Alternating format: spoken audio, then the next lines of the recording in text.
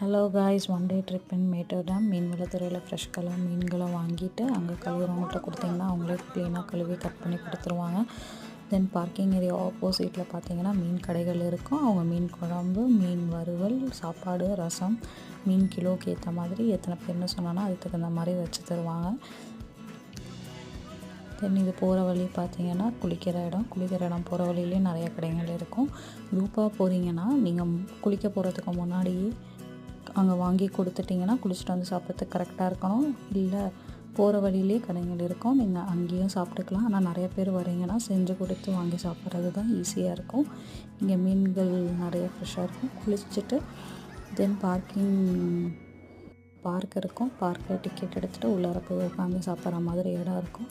அங்கே போய் நீங்கள் மீன் செஞ்சதை உட்காந்து நல்லா சாப்பிட்டு அங்கேயே குழந்தைங்கள்லேருந்து பெரியவங்க வரைக்கும் விளையாடுறதுக்கு நிறைய என்ஜாய்மெண்ட்டாக பார்க் இருக்குது. அங்கே ஒன் டே நல்லா என்ஜாய் பண்ண தரமான ஸ்பாட் மேட்டூர் டேம்.